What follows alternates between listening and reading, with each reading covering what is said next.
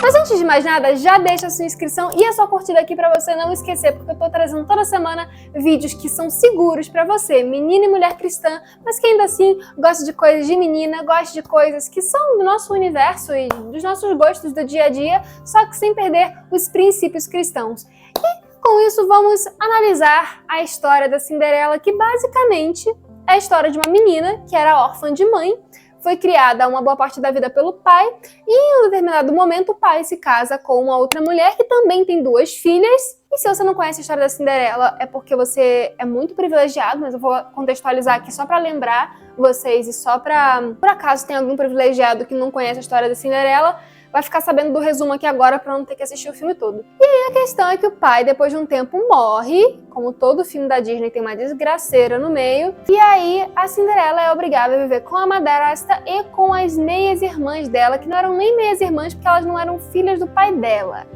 Ela é obrigada a ficar com as irmãs postiças que vieram junto com a madrasta. E aí, nesse meio tempo, a madrasta transforma a Cinderela numa escravinha dentro de casa, onde ela tem que fazer tudo. E em um determinado momento tem um baile no reino, e nesse baile todas as jovens solteiras têm que ir, porque o príncipe vai escolher uma delas para se casar. E com isso a Cinderela fica toda empolgada, querendo ir no palácio também, só que a madrasta não deixa. E aí, nisso que a madrasta não deixa, aparece a fada madrinha, que transforma ela numa princesa ali, que até a meia-noite ela estaria bela e maravilhosa para o baile, o príncipe se apaixona por ela. Da meia-noite ela tem que fugir porque o encanto ia acabar, e aí com isso ela vai para casa, ninguém desconfia de nada, porque acharam que ela ficou chorando no quarto. E aí o rei manda buscar em todo o reino a dona do sapatinho de cristal, que ficou perdido na hora que ela saiu correndo do palácio. Tenta em todas as meninas do reino, tenta nas irmãs postiças dela, o sapatinho não cabe nela, e aí ela vive feliz para sempre. E esse foi um grande resumo da história de uma menina que não vê esse filme há muitos anos, porque eu deixei de assistir filme desde 2019, 18 na verdade, e na verdade o que eu fiz foi assistir um resumo desse filme para conseguir resumir para vocês, para poder refrescar um pouco minha memória, porque tem certas coisas que depois de um tempo a gente acaba esquecendo. Mas vendo ou apenas a sinopse, ou apenas um pequeno resumo, a gente meio que já percebe as incoerências que tem ali dentro de forma espiritual, que eu estou falando. E eu já vou explicar para vocês o porquê que eu estou sempre fazendo paralelos espirituais quando eu vou falar de filmes aqui nesse canal. Agora sim, a primeira coisa que eu gostaria de deixar claro para vocês é a questão dos bons valores. Geralmente, quando um cristão que é mais conservador vai selecionar o que o seu filho pode assistir ou vai selecionar o que ele mesmo pode assistir, geralmente ele tem aquela velha frase de que só permite que os filhos assistam os clássicos, ou que ele mesmo só assista aos clássicos, porque os filmes de hoje em dia têm muitas ideologias, os filmes de hoje em dia têm muitas ideias erradas, mas os filmes de antigamente, os filmes clássicos, eles têm um fundo moral. Mas aí eu gostaria que vocês se atentassem a esse texto aqui. Pudesse grande parte dos livros publicados ser consumidos e seria detida uma praga que está efetuando uma terrível obra sobre a mente e o coração, Histórias de amor, frívolas e excitantes contos, e mesmo a espécie de livros chamados de romance de fundo moral, obras em que o autor liga a sua história a uma lição moral, são uma maldição para os leitores. Talvez sejam entremeados dos sentimentos religiosos em todo o romance, mas na maioria dos casos Satanás está apenas revestindo das roupagens angélicas as mais eficazes para enganar e seduzir. Ninguém está tão firmado nos justos princípios, ninguém tão seguro contra a tentação que esteja a salvo lendo essas histórias.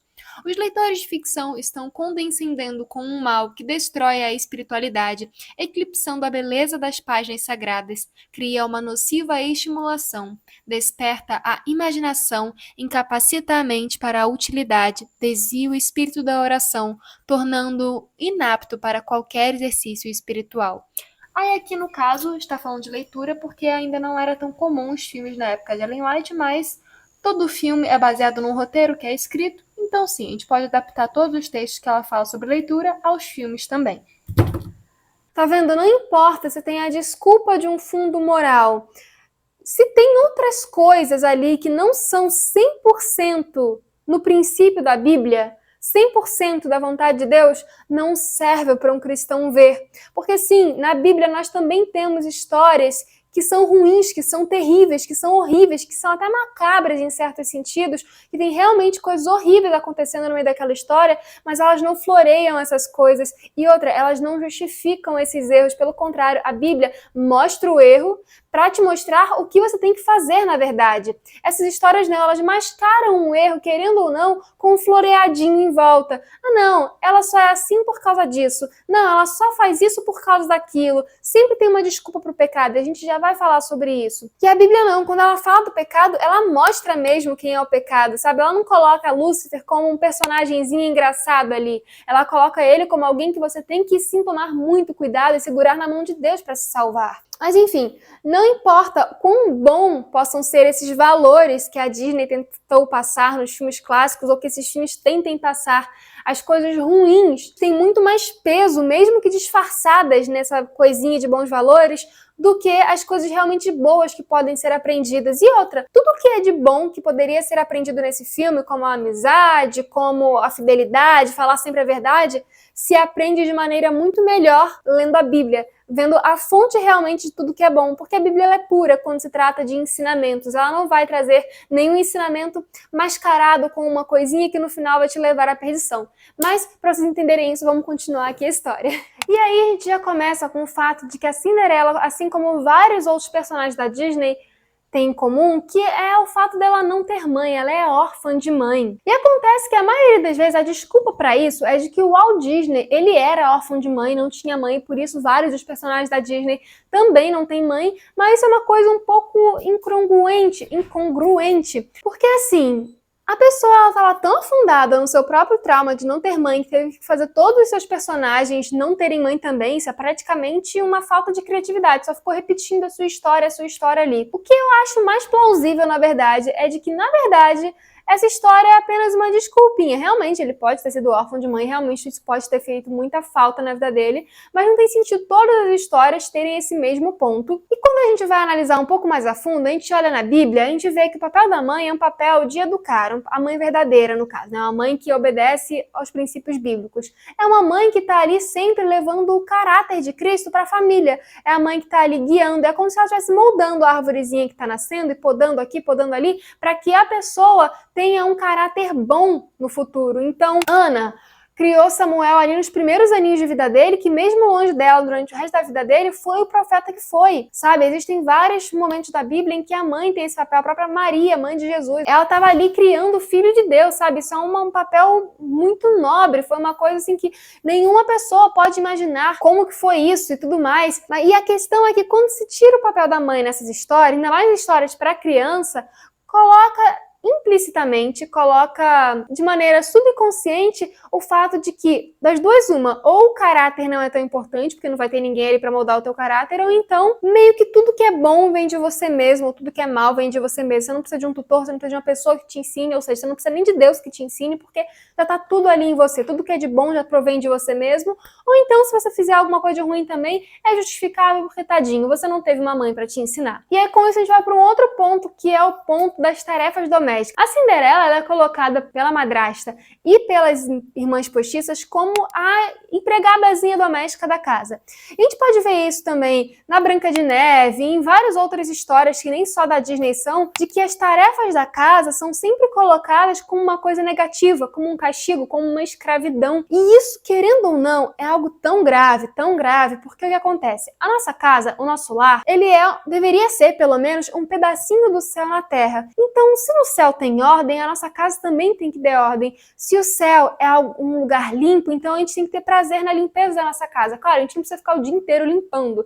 A gente não vai fazer só isso da nossa vida. Mas é uma coisa que a gente tem que ter prazer, sabe? E querendo ou não, a casa era mais da Cinderela do que da madrasta, se for para pensar, porque era do pai, o pai que faleceu e era o lugar em que ela já morava e tudo mais. Então, teria que ser bom o fato dela poder cuidar da própria casa. Claro que não com a injustiça que era, realmente todo mundo era para dividir as tarefas e tudo mais, mas mesmo assim, essas histórias sempre colocam o cuidado com a casa como algo muito negativo, como um castigo, como um suplício. Então, você lavar a louça, você limpar o chão é algo horrível, é uma coisa inferior, então inferioriza um papel que é tão nobre. Se você está cuidando da sua casa, está cuidando de um pedacinho do céu na terra, e não importa a sua idade, se você é criança e ajuda em casa, você está ajudando a cuidar de um pedacinho do céu que está aqui na terra. Se você já é adulto, você está ali mantendo a ordem num lugar que Deus te permitiu estar. Cara, nós temos uma casa, que bênção é isso? Quantas pessoas gostariam de ter uma casa e não tem? Quantas pessoas gostariam de ter uma casa para cuidar e não tem? Então, assim, colocar isso como um suplício, como um castigo, é algo que tira o valor da sua casa, sabe? Coloca como se fazer um trabalho simples fosse algo terrível, fosse algo ruim, algo negativo, sendo que Deus fala, por exemplo, há muito mais religião em fazer um bom pão do que muitos podem imaginar. Então, cozinhar é algo muito importante. É o que está dando saúde, é o que está dando vida para as pessoas naquela casa. O próprio ato de limpar a casa, visto como algo tão simples, como tão inferior, na verdade está trazendo saúde para a casa também, porque um lugar insalubre, um lugar sujo, vai trazer doenças para essa pessoa. Então, colocar isso como algo negativo meio que faz com que você esqueça de toda essa beleza que está em volta daquilo que é ordinário. Tem muitas pessoas que estão levantando até esse tema por hoje em dia, que é o fato de você ver a beleza no ordinário, ver o extraordinário no ordinário, ver a Deus nas coisas do dia a dia. As pequenas coisas do dia a dia vão fazer com que o seu caráter venha ficar mais polido, mais moldado, mais parecido com Cristo. E se isso faz com que seu caráter seja mais parecido com o de Cristo, isso não é algo ruim. Pelo contrário, é algo muito bom. Enfim, essa mania de escravidão que a Disney coloca nas princesinhas como se isso fosse algo ruim, tadinhas delas, na verdade não é mais do que obrigação de todos nós. Todos nós temos que manter a casa arrumada, todos nós temos que manter as coisas limpas e em ordem, e você ficar desejando ter empregados para fazer isso por você, porque depois a Cinderela vai pro castelo, ela tem quem faça por ela. Na verdade, é meio que espírito de preguiçoso. Claro, existem pessoas que trabalham muito e precisam de alguém para ajudar em casa, que faz muito de outra coisa e precisa de alguém para ajudar em casa. Beleza, isso é uma coisa, mas o simples fato de você querer ficar parado, igual a madrasta e as irmãs faziam, ou então ficar fazendo coisas mais fúteis, faz com que você seja apenas um preguiçoso mesmo. Até porque essas artes úteis são as coisas que nós mais precisamos treinar no nosso dia a dia. Então, é muito melhor você aprender a cuidar da casa do que você aprender a fazer uma conta algébrica de matemática que você nunca vai usar na sua vida. Não que a matemática não seja importante, ela é sim muito importante, mas entre você primeiro aprender a álgebra e depois aprender, ou então primeiro aprender a cuidar da casa, é muito mais importante que você venha cuidar da sua casa. Há muita sabedoria envolvida nisso, há muita beleza envolvida nisso. E esses filmes da Disney fazem só com que isso seja tosado, com que isso seja esquecido. Aí a gente vai para um outro ponto que eu fico assim, logo ratos? Porque, primeiro, a Cinderela, ela, assim como várias princesas da Disney, conversa com bichos, né? Já é de praxe que as princesas da Disney vão conversar com animais, o que é algo muito estranho, porque Na Bíblia só tem 2 animais que falaram em 2 momentos específicos. Um foi a jumenta de Balaão, que Deus usou ela para falar com Balaão naquele momento, né? Abriu a boca dela para ela avisar Balaão que tinha um anjo ali impedindo a situação. E o outro foi a serpente lá no Jardim do Éden, que foi usada por Satanás para estar falando com a mulher, para dissuadir ela, para fazer ela cometer um pecado ali, o primeiro pecado da história da Terra. E outra coisa, só ela conversa com esses animais, só ela conversa com os pássaros e com os ratos nessa história. E aí eu fico pensando, cara, porque de todos os animais que a Disney poderia colocar para conversar com a Cinderela, além dos passarinhos, ela conversa logo com ratos, cara. Logo os ratos têm voz ali para falar. E rato é um ser tão sujo, tão nojento, que transmite tanta doença, que é um repúdio, na verdade. Você olha para um rato, você tem repúdio disso, você tem repulsa de ver aquilo. E ele é colocado como um amigo. Então, assim, coisas limpas são colocadas como coisa ruim, que é o fato de limpar a casa, e coisas sujas são colocadas como algo bom, que é o fato de ratos serem teus amigos. Você dormiria com ratos na sua cama? Você ficaria ali com ratinhos que estão escondidos na tua casa, comendo tua comida, assim, tipo, numa boa, conversando com eles numa boa, essa coisa primeiro de gente maluca. E assim, se isso não for nada espiritual, o que é, com certeza, na verdade, só significa que ela é louca mesmo, fica conversando com esses bichos, até porque o gato, que a gente já vai falar dele, não fala, né, e ela também não conversa com gato. Então, assim, tem algum feitiço naqueles ratos ali que só eles falam e que é tipo a serpente do Jardim do Éden. Não é algo muito interessante de uma criança ficar vendo e ficar querendo conversar com o rato. Na verdade, eu lembro quando eu era criança, eu assistia muito filme assim de bicho que eu falava e eu ficava pro meu cachorrinho da época perguntando pra ela assim: Cristal, se você sabe falar, você pode falar comigo que eu não vou contar pra ninguém. E eu fico, gente, glória a Deus, que nunca falou. Porque Satanás podia muito usar isso como uma porta, sabe, para começar a se comunicar. Ainda bem que, tipo, o Senhor viu minha sinceridade e não permitiu que uma coisa dessa acontecesse. Porque é exatamente isso, tipo, Satanás, ele usa animais, ele usa seres, assim, tipo, ele é o espírito de 1000 faces, como chamam. Então ele consegue se fazer aqui, se fazer ali, se aparecer para você de várias formas para poder te desiludir, para poder te iludir, para poder te dissuadir da verdade, te iludir e te manter ali preso num feitiço que ele coloca em você de verdade. Mas deixando os ratos estranhos de lado um pouquinho, vamos falar do gato. O próprio nome do gato é Lúcifer, o que é algo muito estranho. Logo o gato da vilã tem esse nome, é algo muito esquisito, então meio que já declara de quem é esse filme. Quem faz alguma coisa que é pra Jesus, que é uma coisa que cristão pode assistir, não vai colocar o nome de um personagem como esse. Não vai colocar esse nome num personagem, ainda mais um personagem que é mau ali, que tá ali tentando dissuadir as coisas e tudo mais. Sabe, a Bíblia, quando ela fala de Lúcifer, ela não floreia a relação com ele, ela não floreia, ela não coloca ele como um ser bobinho. Isso é uma coisa que eu queria conversar com vocês em outro vídeo melhor, que a gente tem que tomar muito cuidado, porque muitas vezes os filmes colocam os personagens vilões como personagens muito bobos, como personagens que são fáceis de vencer. Então, o gato ali tá fazendo alguma coisa, escorregou no balde d'água, ai, se deu mal, tadinho dele, ai, hahaha, bem feito, se deu mal. Só que, gente, Lúcifer, na verdade, Satanás, ele não é bobo, ele não tá ali brincando de gato e rato, e ele não vai ser o gato que vai cair na poça d'água e vai se machucar e vai perder a situação, não. Ele tá ali realmente rugindo em derredor, buscando quem possa estragar, e ele não vai vacilar. No momento em que você vacilar, ele te come. Então isso é uma forma que ele mesmo usa para se colocar como algo bobinho, para se colocar como algo engraçadinho. E aí isso perde na nossa mente a seriedade da coisa. Quando a gente começa a ver personagens que são vilões muito bobos, personagens com o nome de Lúcifer sendo muito bobos, sendo vencidos muito facilmente, no nosso subconsciente a gente começa a achar que é muito fácil vencer Satanás. Que, ó, se um ratinho consegue vencer o gato,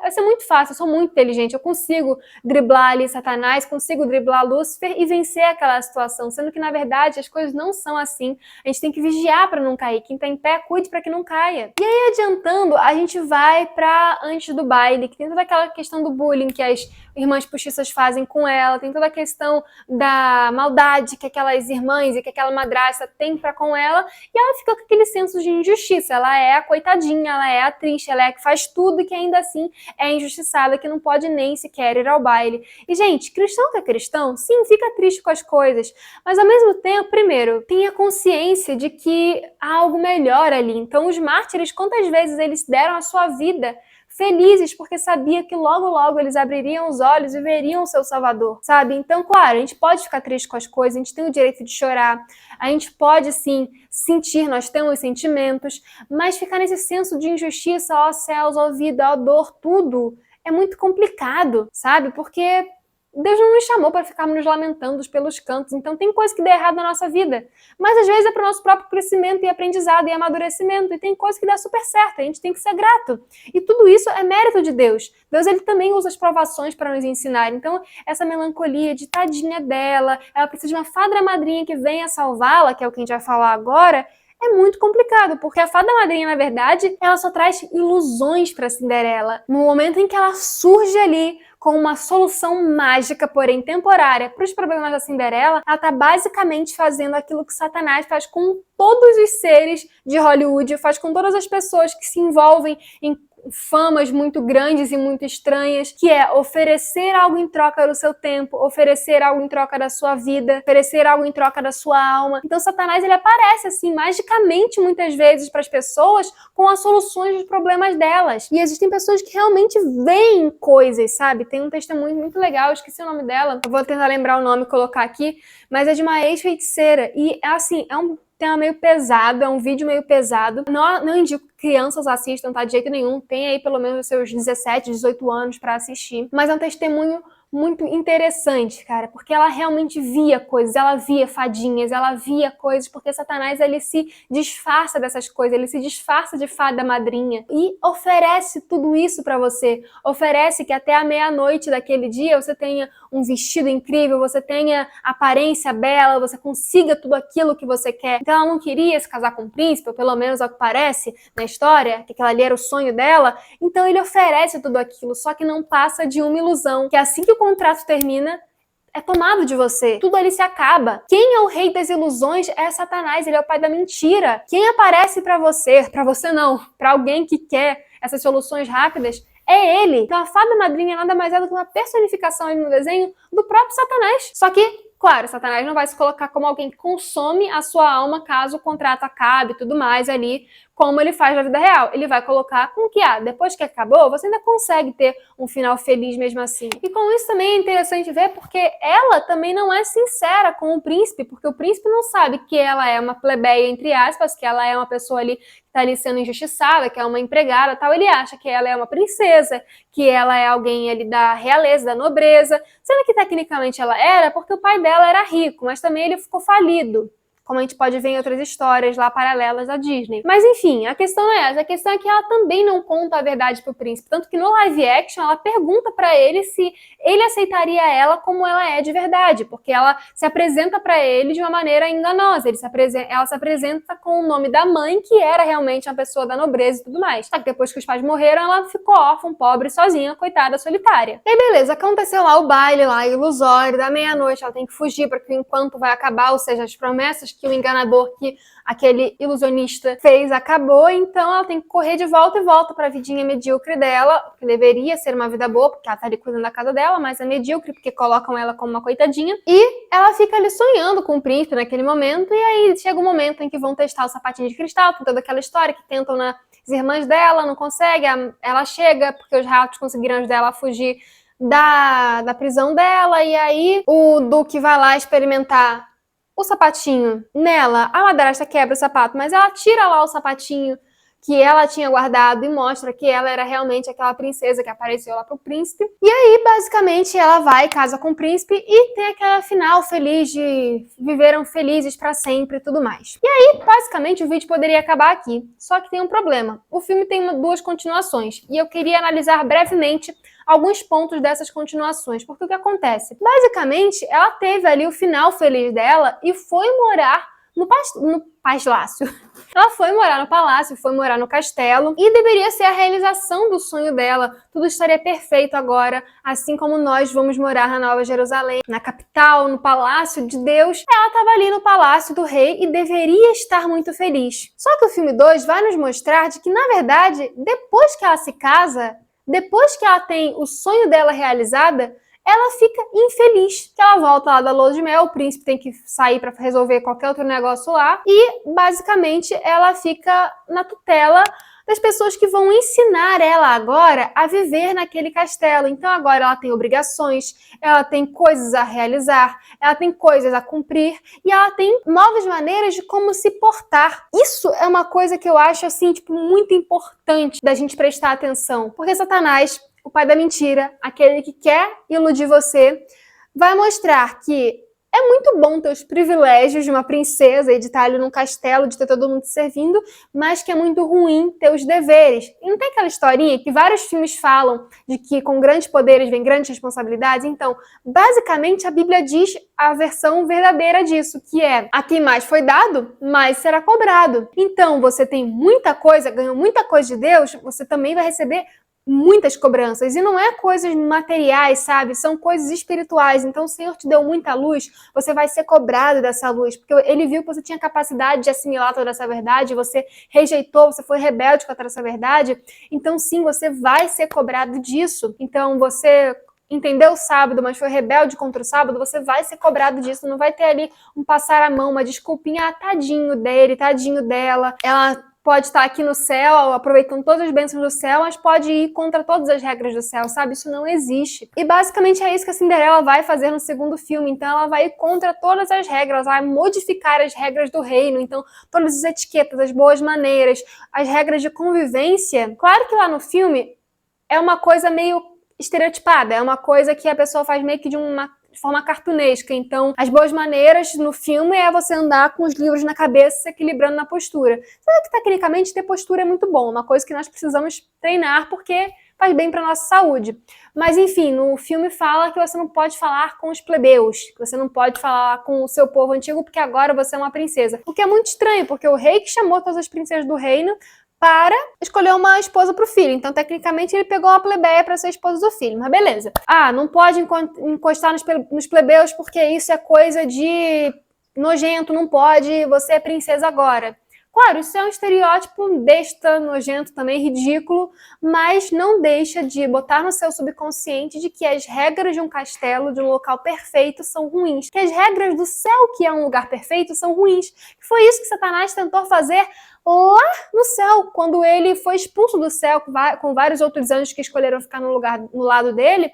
Basicamente ele falou isso: ó, pessoal, as regras aqui do céu parecem perfeitas, mas são ruins, te prendem, vamos fazer uma rebelião aqui. E é exatamente isso que a Cinderela faz nesse segundo filme. Mas o que é muito engraçado também, porque no terceiro filme, quando volta lá no tempo e acontece aquelas doidadeiras toda lá, ela fica triste porque perdeu as coisas que ela tinha até então. Então ela fica triste porque perdeu os privilégios e os deveres do reino. Então assim, é um negócio meio complicado, é um angu de caroço que eles fazem lá, uma salada meio esquisita que eles fazem, mas tudo isso te coloca no seu subconsciente de que você precisa ter os privilégios, porque você merece, porque você é coitadinho, então você merece todo o privilégio do mundo, sem os deveres que aqueles privilégios implicam. Então você pode muito bem ter o céu, não importa quão mal você foi aqui na Terra, você pode ter o céu, não importa quão seguidor de Lúcifer você seja, mas você não tem que seguir os princípios daquele lugar. Sendo que nada que é perfeito funciona bem se não tiver regras, porque para ser perfeito tem que ter regras. Essas regras são boas, são para nossa vida, são regras que nos deixam felizes, não regras que nos prendem. Mas Satanás, ele sempre vai fazer o contrário, ele sempre vai querer pintar Deus como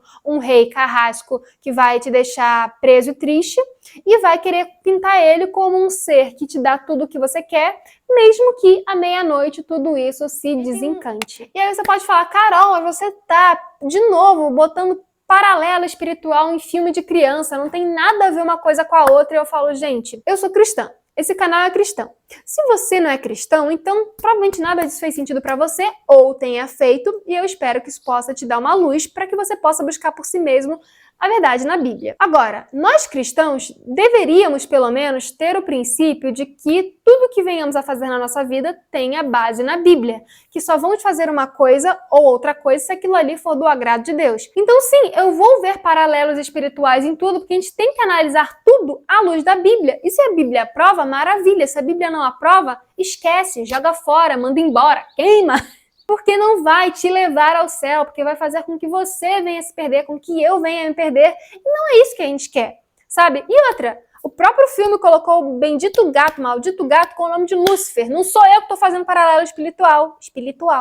É o próprio filme que tá fazendo paralelo espiritual, sabe? E aí não venha me dizer que eu já recebi muitos comentários. Não, mas a palavra Lúcifer nem tá na Bíblia. Tá bom, a palavra Lúcifer não tá na Bíblia, tá? Beleza, tudo bem, realmente pode não estar ali na sua Bíblia ou na minha Bíblia também pode não estar a palavra Lúcifer. Então você vai me dizer que Lúcifer não significa o que a gente acha que significa? Por acaso, quando a gente fala Lúcifer, você lembra de Jesus ou lembra de Satanás? Lembra de Satanás. Então, o filme colocar isso é muito tendencioso. E outra coisa também, para finalizar, é que a Disney agora, e a gente vai conversar mais sobre isso em outras analisando histórias, analisando filmes, a Disney principalmente está cada vez indo para um lado de justificar os vilões.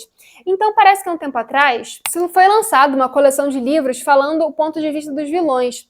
E isso é algo muito engraçado, porque colocou a Cinderela até meio que como uma vilã para a madrasta. E a gente fica, gente, o Espírito de Profecia fala, no comecinho do Verdades sobre os Anjos, que não existe justificativa para o pecado, sabe? Não existe um motivo para o pecado. Quando Satanás pecou no céu, quando Lúcifer pecou no céu, não houve um motivo. E ficar tentando achar uma motivação para isso é justificar o pecado. E o pecado é algo injustificável. Sabe, não dá para tentar justificar o injustificável. Não importa o quão errado alguém possa ter sido com você, isso não te dá o direito de ser errado com o outro também, ou de se vingar, porque a vingança é de Deus, só Ele vai fazer isso com justiça. Então esse negócio de ficar tentando justificar os vilões da Disney, os vilões no geral, tentando colocar eles como injustiçados pela vida, é algo que Satanás também coloca ali, para que nós venhamos a ficar com pena dele em um determinado momento.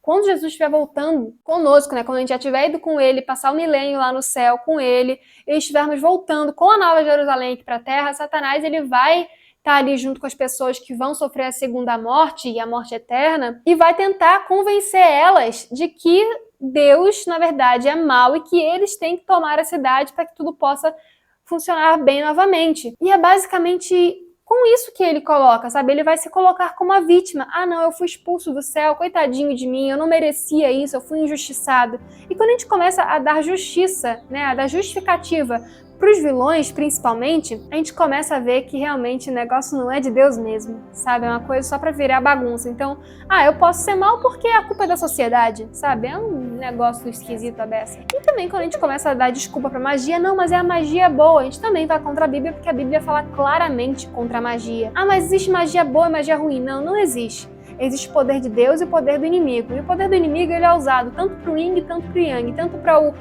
bonzinho, para magia boazinha, tanto para magia má propriamente dita. Então não importa se a magia é ilusão, é engano, o que é muito diferente do poder de Deus, que te aperfeiçoa na sua fraqueza. E é isso, eu espero que vocês tenham gostado desse vídeo. Deixa a sua inscrição se você ainda não deixou, a sua curtida e seu comentário, eu tô sempre lendo. Não tô conseguindo responder todo mundo rápido, mas eu sei que alguém pediu esse vídeo, como já tava na lista, eu gravei logo, foi o vídeo da Cinderela. Fiquem com a graça e a paz do Senhor Jesus Cristo em cada um dos nossos corações e até o próximo vídeo. Tchau!